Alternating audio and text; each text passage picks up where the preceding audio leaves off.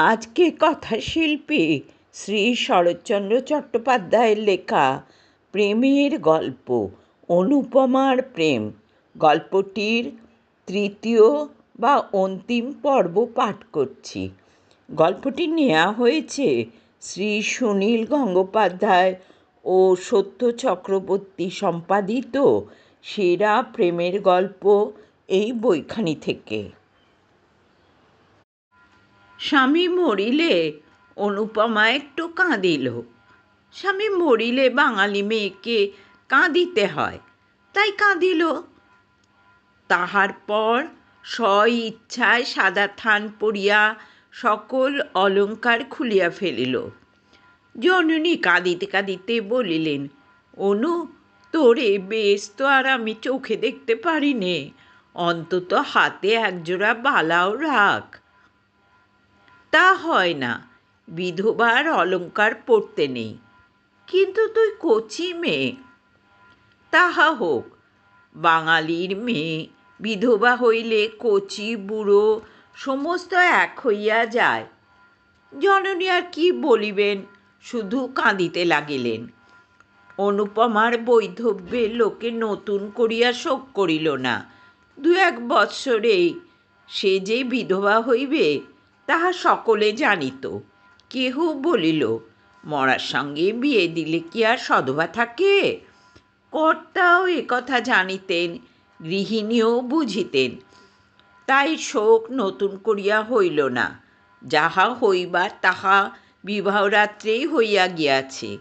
স্বামীকে ভালোবাসিত না, জানিল না, শুনিল না, তথাপি অনুপমা কঠোর বৈধব্যব্রত পালন করিতে লাগিল।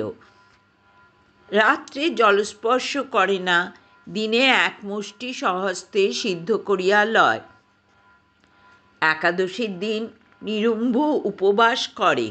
আজ পূর্ণিমা, কাল অমাবস্যা, পরশু শিবরাত্রি, এমনি করিয়া মাসের 15 দিন সে কিছু খায় না। কেউ কথা বলিলে বলে, ইহকাল গিয়েছে, এখন পরকালের কাজ করিতে দাও। এত কিন্তু সইবে কেন? উপবাসে অনিয়মে অনুপমা শুকাইয়া অর্ধেক হইয়া গেল। দেখিতে দেখিতে গৃহিণী ভাবিলেন, এইবার সে মরিয়া যাইবে। কর্তাও ভাবিলেন, তাহা বড় বিচিত্র নহে। তাই একদিন স্ত্রীকে ডাকিয়া বলিলেন, অনুকে আবার বিয়ে দিই। গৃহিণী অবাক হইয়া জিজ্ঞাসা করিলেন, তা কি হয়? ধর্ম যাবে যে। অনেক ভেবে দেখলুম, 2 বার বিবাহ দিলেই ধর্ম যায় না। বিবাহের সঙ্গে ধর্মের সঙ্গে এই বিষয়ে কোনো সম্বন্ধ নাই। বরং নিজের কন্যাকে এমন করে খুন করলে ধর্মহানির সম্ভাবনা। তবে দাও। অনুপমা কিন্তু এ কথা শুনিয়া ঘাড় নাড়িয়া দৃঢ়স্বরে বলিল, তা হয় না। কর্তা তখন নিজে অনুকে ডাকিয়া বলিলেন, খুব হয় মা। তাহলে আমাদের ইহকাল পরকাল 2 কালই গেল। কিছুই যায় নাই, যাবে না, বরং না হলেই যাবার সম্ভাবনা। মনে করো, তুমি যদি গুণবান প্রতিলাভ করো, তাহলে কালেরই কাজ করতে পাবে। একা কি হয় না? না মা, হয় না। অন্তত বাঙালির ঘরের মেয়ের দ্বারা হয় না। ধর্মকর্মের কথা ছেড়ে দিয়ে সামান্য কোনো কর্ম করতে হলেই তাগিদে অন্যের সাহায্য গ্রহণ করিতে হয়। স্বামী ভিন্ন, তেমন সাহায্য আর কে করতে পারে বলো? আরও কি দোষে তোমার এত শাস্তি? অনুপমা আনত মুখে বলিল, আমার পূর্বজন্মের ফল। গোড়া হিন্দু জগবন্ধুবাবুর কর্ণে এ কথাটা খট করিয়া লাগিল। কিছুক্ষণ স্তব্ধ থাকিয়া বলিলেন, তাই যদি হয়, তবুও তোমার একজন অভিভাবকের প্রয়োজন। আমাদের অবর্তমানে কে তোমাকে দেখিবে? দাদা দেখবেন। ঈশ্বর না করুন, কিন্তু সে যদি না দেখে, সে তোমার মার পেটের ছেলে নয়। বিশেষ করে আমি যতদূর জানি তার মনও ভালো নয়। অনুপমা মনে মনে বলিল, তখন বিষ খাবো। আর একটা কথা আছে অনু, পিতা হলেও সে কথা আমার বলা উচিত। মানুষের মন সব সময় যে ঠিক একরকম থাকবে তা কেউ বলতে পারে না। বিশেষ যৌবনকালে প্রবৃত্তিগুলি সর্বদা বশ রাখতে মুনি ঋষিরাও সমর্থ হন না। কিছু কাল নিস্তব্ধ থাকিয়া অনুপমা কহিল, জাত যাবে যে? না মা, জাত যাবে না। এখন আমার সময় হয়ে আসছে, চোখ ফুটছে। অনুপমা ঘাড় নাড়িল, মনে মনে বলিল, তখন জাত গেল আর এখন যাবে না? যখন চক্ষু কর্ণ বন্ধ করে তোমরা আমাকে বলিদান দিলে, তখন এ কথা ভাবলে না কেন? আজ আমারও চক্ষু ফুটেছে, আমিও ভালোরূপ প্রতিশোধ নেব। কোনো রূপে তাহাকে টলাইতে না পারিয়া জগবন্ধুবাবু বলিলেন, তবে মা, তাই ভালো। তোমার ইচ্ছার বিরুদ্ধে আমি বিবাহ দিতে চাই না। তোমার খাবার পরবার ক্লেশ না হয় তা আমি করে যাব। তারপর ধর্মে মন রেখে যাতে সুখী হতে পারো করো। 3 বৎসর পর খালাস পাইয়াও ললিতমোহন বাড়ি ফিরিল না। কেহ বলিল, সে গ্রামে কি আর মুখ দেখাতে পারে? ললিতমোহন নানা স্থানে পরিভ্রমণ করিয়া 2 বৎসর পরে সহসা একদিন বাটিতে আসিয়া উপস্থিত হইল। তার জননী আনন্দে পুত্রের শিরচুম্বন করিয়া আশীর্বাদ করিলেন, বাবা, এবার বিবাহ করে সংসারী হও। যা কপালে ছিল তা তো ঘটে গিয়েছে, এখন সেজন্য মনে দুঃখ করো না। ললিত যাহা হয় একটা কিছু করিবে স্থির করিল। 5 বৎসর পর ফিরিয়া আসিয়া ললিত গ্রামে অনেক পরিবর্তন দেখিল। বিশেষ করে দেখিল জগবন্ধুবাবুর বাটিতে কর্তা গিন্নি কেহ জীবিত নাই। চন্দ্রনাথবাবু এখন সংসারের কর্তা। অনুপমা বিধবা হইয়াছে, এইখানেই আছে, কারণ তাহার অন্যত্র স্থান নাই। পূর্বেই জননীর মৃত্যু হইয়াছিল।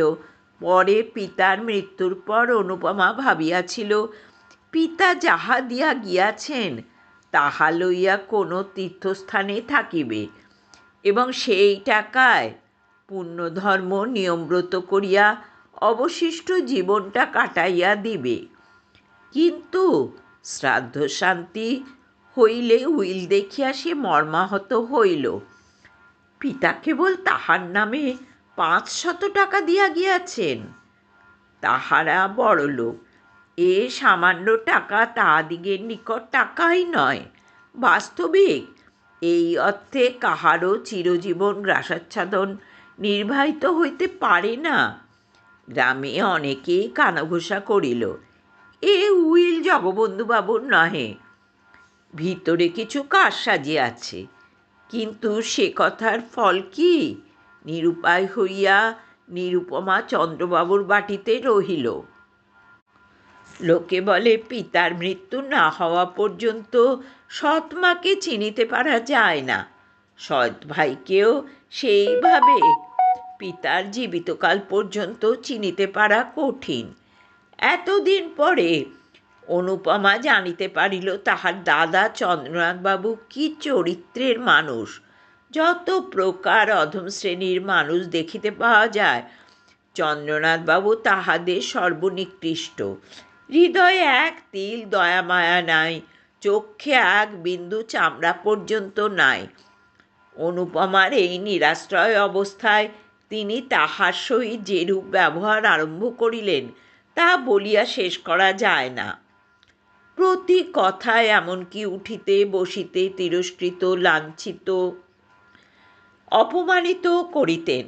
অনেক দিন হইতে তিনি অনুপমাকে দেখিতে পারেন না, কিন্তু আজকাল তা অধিক না দেখিতে পাইবার কারণ তিনি ভালো জানেন। বড় বধূ পূর্বে তাহাকে ভালোবাসিতেন, কিন্তু এখন তিনিও দেখিতে পারেন না। যখন অনু বড়লোকের মেয়ে ছিল, যখন তার বাপ মা বাঁচিয়া ছিল, যখন তাহার একটা কথায় 5 জন ছুটিয়া আসিত, তখন তিনিও ভালোবাসিতেন। এখন সে দুঃখিনী, আপনার বলিতে কেহ নাই, টাকা কড়ি নাই, পরের অন্ন না খাইলে দিন কাটে না। তাকে কে এখন ভালোবাসিবে, কে এখন যত্ন করিবে? বড়বধূর 3-4টি ছেলেমেয়ের ভার অনুর ওপর।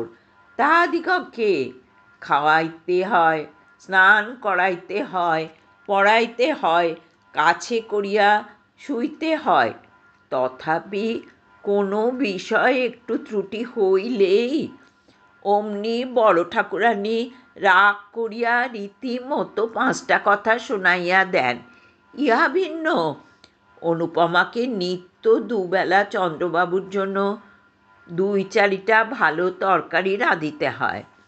5ক ব্রাহ্মণ তেমন প্রস্তুত করিতে পারে না, আর না হইলে চন্দ্রবাবুরও কিছু খাওয়া হয় না। একাদশী হোক আর দ্বাদশী হোক, আর কোনো উপবাসী হোক, সে রান্না তাহাকে রাঁধিতেই হইবে। বিধবা হইয়া অনুপমা প্রাতঃকালে স্নান করিয়া অনেকক্ষণ ধরিয়া পূজা করিত। এখন তাহাকে সে সময়টুকুও দেয়া হয় না। একটু বিলম্ব হইলেই বড়বধূ ঠাকুরানী বলিয়া ওঠেন, ঠাকুরজি, একটু হাত চালিয়ে নাও, ছেলেরা কাঁদছে, এখন পর্যন্ত কিছু খেতে পায়নি। অনুপমা যা তা করিয়া উঠিয়া আসে, একটি কথাও সে মুখ ফুটিয়া বলিতে পারে না। একাদশীর দিন দীর্ঘ উপবাস করিয়াও তাহাকে রাত্রে রন্ধন করিতে যাইতে হয়। তৃষ্ণায় বুক ফাটিয়া থাকে, অগ্নির উত্তাপে মাথা টিপটিপ করিতে থাকে, গা ঝিমঝিম করে, তবু কথা কহে না।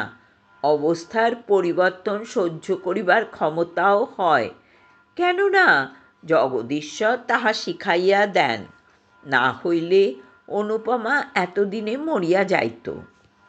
এ সংসারে তাহার অপেক্ষা দাসদাসীরা শ্রেষ্ঠ। জোর করিয়া তাহাদের দুটো বলিলে তাহারাও দুটো জোরের কথা বলিতে পারে। অন্তত আমার মাইনাপত্র চুকাইয়া দিন, বাড়ি যাই, এ কথাও বলিতে পারে না। সে বিনামূল্যে কৃতদাসী, মারো কাটো, তাহাকে এখানে থাকিতেই হইবে, আর কোথাও যাইবার জো নাই। সে বিধবা, সে বড়লোকের কন্যা। অনুপমার অবস্থা বুঝাইতে পারা যায় না, বুঝিতে হয়। বাঙালির ঘরে পরান্ন প্রত্যাশিনী বিধবাই কেমন তাহার অবস্থা বুঝিতে পারিবেন, অন্যে না বুঝিতেই পারে। আজ দ্বাদশী। সকাল সকাল স্নান করিয়া অনুপমা পূজা করিতে বসিল, তখন 15 মিনিটও হয় নাই। বড়বধূ ঘরের বাহির হইতে একটু বড় গলায় বলিলেন, ঠাকুরজি, তোমার কি আজ সমস্ত দিন হবে না? এমন করে চলবে না বাপু। অনুপমা শিবের মাথায় জল দিতেছিল, কথা কহিল না। বড়বধূ 10 মিনিট পরে পুনর্বার ঘুরিয়া আসিয়া সেইখান হইতেই চিৎকার করিলেন, অত পুণ্যি ছালায় আটকাবে না গো, অত পুণ্যি করো না। আর যত পুণ্যি ধর্মের শখ থাকে তা বনে জঙ্গলে গিয়ে করো গে, সংসারে থেকে অত বাড়াবাড়ি সইতে পারা যায় না। তথাপি অনুপমা কথা কহিল না।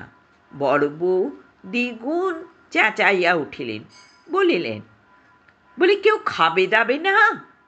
অনুপমা হস্তস্থিত বিল্বপত্র নাবাইয়া রাখিয়া বলিল, আমার অসুখ হয়েছে, আজ আমি কিছুই পারবো না। পারবে না কেন? তবে সবাই উপোস করুক। কেন, আমি ছাড়া কি লোক নেই? ঠাকুরের কি হলো? তার জ্বর হয়েছে, আর উনি ঠাকুরের রান্না খেতে পারেন? না পারেন, তুমি রেঁধে দাও গে। আমি রাঁধব? মাথার যন্ত্রণায় প্রাণ যায়। একটা কবিরা 24 ঘন্টা আমার পেছনে লেগে আছে, আর আমি আগুনের তাতে যাব? অনুপমা জ্বলিয়া উঠিল, বলিল, তবে সবাই উপোস করো। তাই যাই, তোমার দাদাকে কথা জানাই গে। আর তোমার অসুখ হবে কেন? এই নে দুয়ে এলে, এক্ষুনি গিলবে কুটবে। আর বড় ভাইকে একটু রেঁধে খাওয়াতে পারবে না? না, পারি নে। বড় বউ, আমি তোমাদের কেনা বাঁধি নই, যা মুখে আসবে তাই বলবে। আমি এসব কথা দাদাকে জানাবো। বড় বউ মুখভঙ্গি করিয়া বলিল, তাই জানাও গে, তোমার দাদা এসে আমার মাথাটা কেটে নিয়ে যাক। অনুপমা কিছুক্ষণ স্তব্ধ হইয়া রহিল, তাহার পর বলিল, তা জানি, দাদা ভালো হলে আর তোমার এত সাহস কেন? তিনি কি করেছেন? খেতে দিচ্ছেন, পড়তে দিচ্ছেন, আবার কি করবেন? সত্যি সত্যি তো আর আমাকে তাড়িয়ে দিয়ে তোমায় মাথায় করে রাখতে পারেন না। সেজন্য আর মিছে রাগ করলে চলবে কেন? সমস্ত বস্তুরই সীমা আছে, অনুপমার সহিষ্ণুতারও সীমা আছে। সে এতদিন যাহা বলে নাই, আজ তাহা বলিয়া ফেলিল। বলিল, দাদা আমাকে খাওয়াবেন পড়াবেন কি?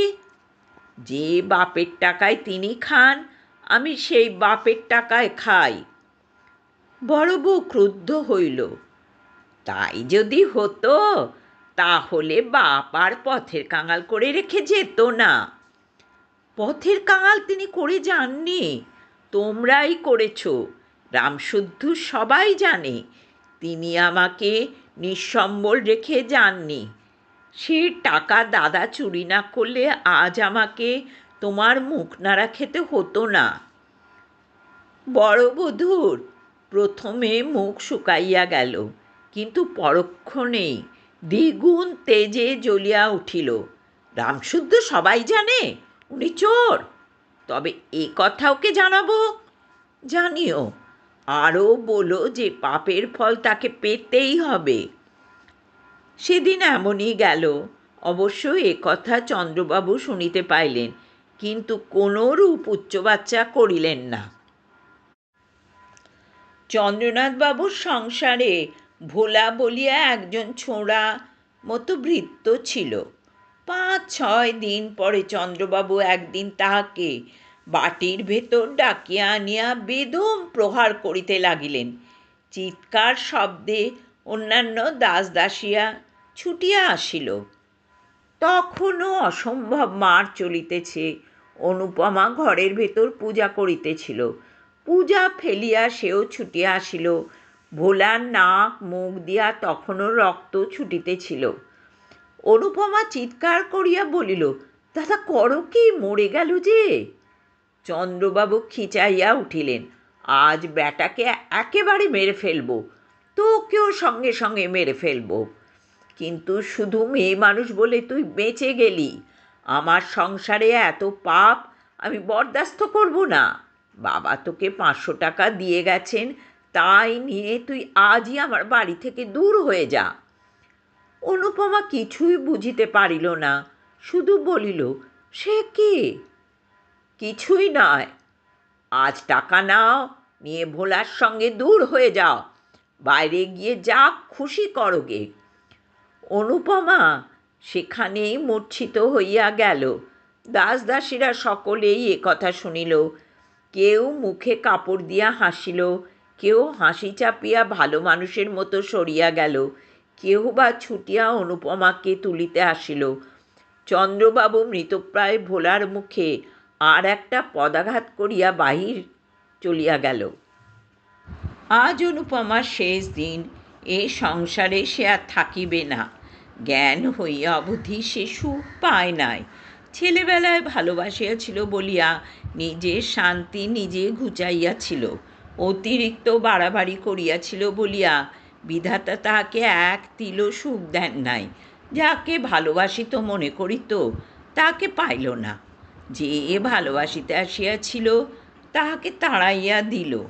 পিতা নাই, মাতা নাই, দাঁড়াইবার স্থান নাই, স্ত্রীলোকের একমাত্র অবলম্বন সতীত্বের সুযশ, তাহাও ঈশ্বর কাড়িয়া লইতে বসিয়াছেন। তাই সে আর সংসারে থাকিবে না।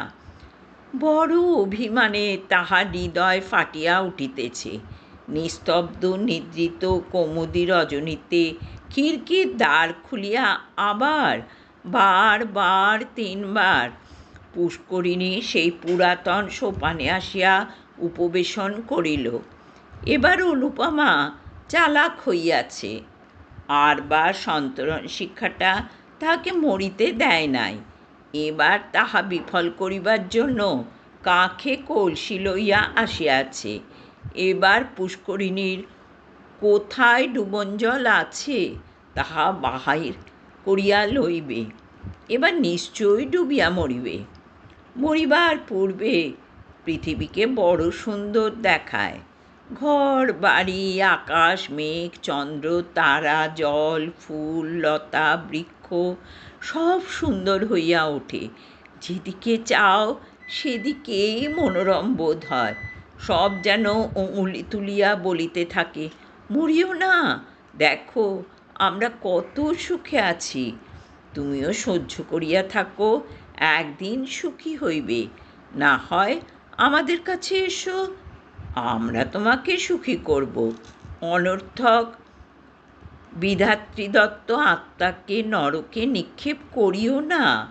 মরিতে আসিয়াও মানুষ তাই অনেক সময় ফিরিয়া যায়।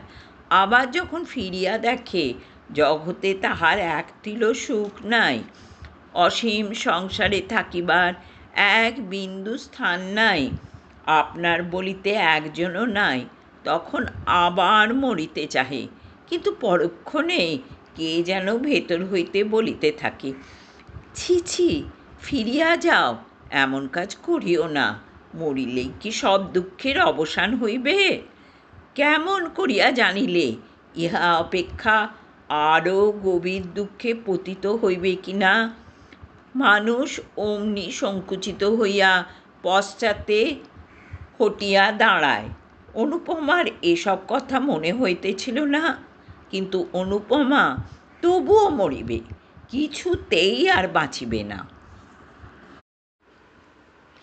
পিতার কথা মনে হইল, মাতার কথা মনে হইল, সঙ্গে সঙ্গে আর একজনের কথা মনে হইল। যাহার কথা মনে হইল ললিত। যাহারা তাকে ভালোবাসিত তারা সকলেই একে একে চলিয়া গিয়াছে। শুধু একজন এখনো জীবিত আছে। সে ভালোবাসিয়াছিল, ভালোবাসা পাইতে আসিয়াছিল, হৃদয়ের দেবী বলিয়া পূজা দিয়াছিল।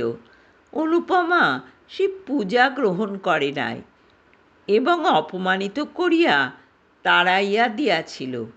শুধু কি তাই, জেলে পর্যন্ত দিয়াছিল। ললিত সেখানে কত ক্লেশ পাইয়াছিল, হয়তো অনুপমাকে কত অভিসম্পাত করিয়াছিল। তাহার মনে হইল নিশ্চিত সেই পাপেই এত ক্লেশ, এত যন্ত্রণা। সে ফিরিয়া আসিয়াছে, ভালো হইয়াছে, মদ ছাড়িয়াছে, দেশের উপকার করিয়া আবার যশ কিনিতেছে। সে কি আজও তাহাকে মনে করে? হয়তো করে না, হয়তো বা করে, কিন্তু তাহাতে কি? তাহার যে কলঙ্ক রটিয়াছে তিনি কি তাহা শুনিয়াছেন? যখন গ্রামময় রটিবে যে আমি কলঙ্কিনী হইয়া ডুবিয়াছি, কাল যখন আমার দেহ জলের উপর ভাসিয়া উঠিবে, ছি ছি, কত ঘৃণায় তার ওষ্ঠ কুঞ্চিত হইয়া উঠিবে। অনুপমা অঞ্চল দিয়া গলদেশে কলসি বাঁধিল। এমন সময় কে একজন পশ্চাৎ হইতে ডাকিল, অনুপমা। অনুপমা চমকাইয়া ফিরিয়া দেখিল একজন দীর্ঘকৃতি পুরুষ স্থির হইয়া দাঁড়াইয়া আছে। আগন্তুক আবার ডাকিল। অনুপমার মনে হইল ঈশ্বর আর কোথাও শুনিয়াছে, কিন্তু স্মরণ করিতে পারিল না, চুপ করিয়া রহিল। অনুপমা, আত্মহত্যা করো না, অনুপমা কোনো কালেই লজ্জাবতী লতা নহে। সে সাহস করিয়া বলিল, আমি আত্মহত্যা করব আপনি কি করে জানলেন? তবে গলায় কলসি বেঁধেছ কেন? অনুপমা মৌন হইয়া রহিল। আগন্তুক ঈষৎ হাসিয়া বলিল, আত্মঘাতী হলে কি হয় জানো? কি? অনন্ত নরক। অনুপমা শিহরিয়া উঠিল। ধীরে ধীরে কলসি খুলিয়া রাখিয়া বলিল, এ সংসারে স্থান নাই। ভুলে গিয়েছ? আমি মনে করে দিচ্ছি, প্রায় 6 বছর পূর্বে ঠিক এই স্থানে একজন তোমাকে চিরজীবনের জন্য স্থান দিতে চেয়েছিল। স্মরণ হয়?